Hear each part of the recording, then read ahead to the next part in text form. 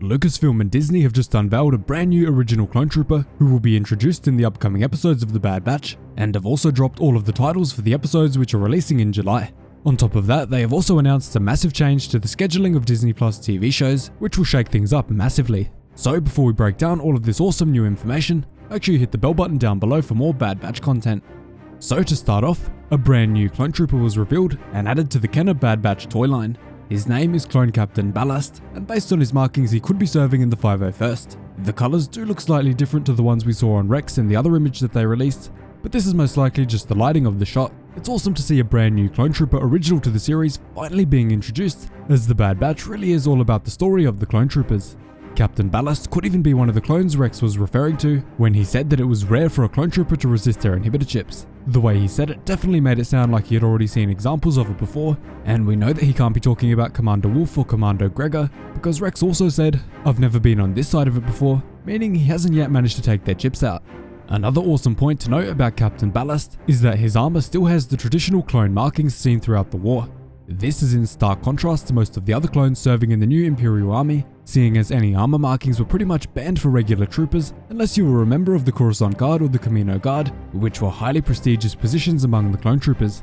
This was done mostly to maintain order and enhance unit cohesion among the clones, which honestly wasn't needed.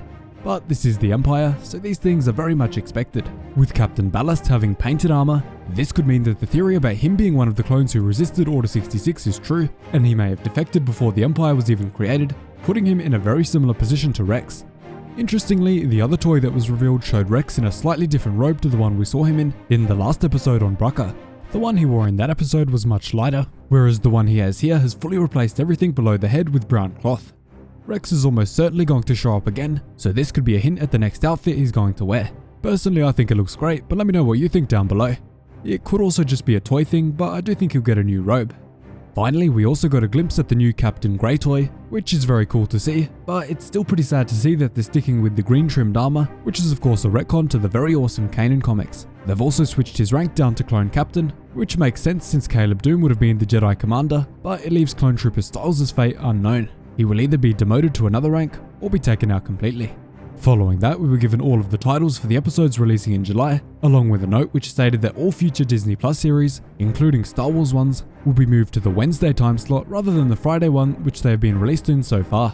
It doesn't look like this change will apply to the Bad Batch series and the episodes coming out in July, but it's definitely something to be aware of, as the Mando Season 3 and the Book of Boba Fett will definitely be following this new schedule.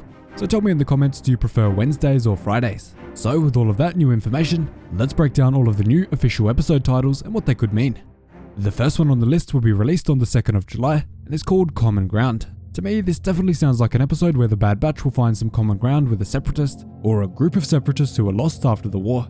During the war, the Bad Batch were the arch enemies to anyone who was a separatist, so this could be where they come together and discover that really there isn't that much that makes them different. This will likely be where they come to the realization that the Separatists and the Republic were equal victims of Palpatine's plan, and that the whole war was a complete fraud from the start.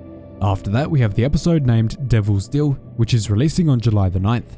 This could really mean anything, but I think the Bad Batch are going to be forced to make a deal with the devil, just like the title says, and trade something away which is very important to them in order to survive. It could also be referring directly to Maul, who we know is still active running the Crimson Dawn crime syndicate at this point. He does literally look like a devil, so it would be the perfect title.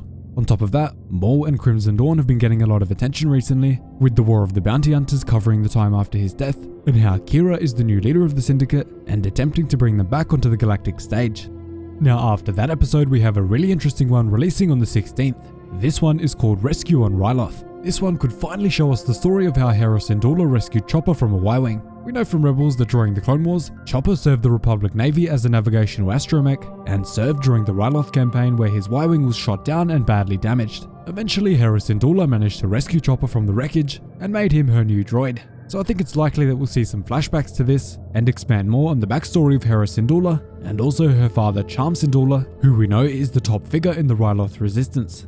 The other possibility is that we'll also see how the young Twi'lek girl Numa went from a lost young kid on the streets of Ryloth to joining the Ryloth freedom fighters with Charm Syndulla. Numa was the young girl that Waxer and Boyle found during the Battle of Ryloth, and during Star Wars Rebels we saw how she grew up and was now serving at the right hand of Charm Syndulla.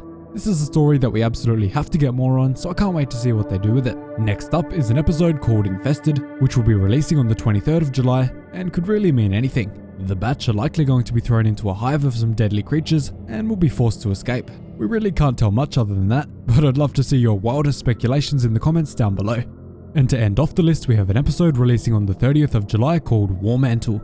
We already know that War Mantle, which was first seen in the Imperial Vault on Scarif in Rogue One, is the Empire's project to transition the Grand Army of the Republic away from clone troopers into enlisted, natural-born recruits, which the Empire believe will be cheaper and more effective. And also easier to control because, let's be honest, Palpatine is very scared that something like Order 66 could be turned on him and take him out. He knows that if he could do it to the Jedi, the same could happen to him.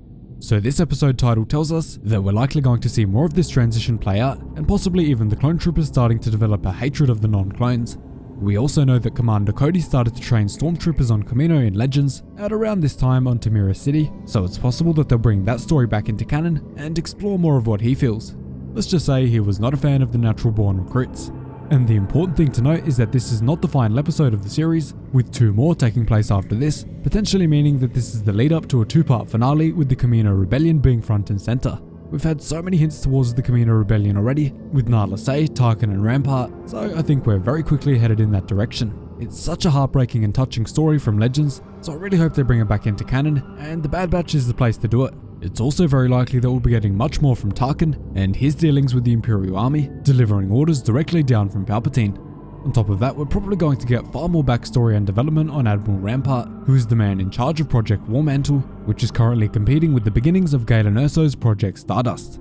We know that Project Stardust was filled with delays, complications and everything else, so it won't surprise me at all if we get a reference to Galen Erso and possibly Tarkin being angry at him. And that ties into another thing we'll probably see a lot more of. We still have Saw Gerrera's story and a trip to Raxus Secundus, the former capital of the Confederacy, upcoming, which we know thanks to the trailers, so that's something to look forward to. It's also almost certain that Lux Bonteri makes some sort of appearance, as we've expanded on his story heavily in the recent Star Wars books, so it just makes sense to bring him back in this time period and on the big screen.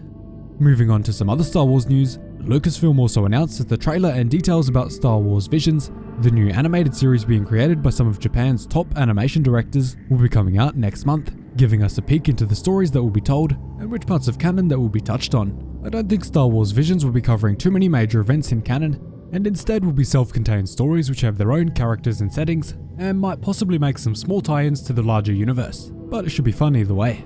We also have a new book coming out for Star Wars Visions in October, and we really know absolutely nothing about it yet, so I think this will definitely be an exciting time period, wherever they choose to fit it in the timeline. So that is your news update for this week in Star Wars. We got some massive Bad Batch news, as well as an update on Star Wars Visions, and a change in programming for the upcoming Disney Plus TV shows. Thanks so much for watching, really hope you enjoyed the video. Cheers guys, hope to see you in the next one.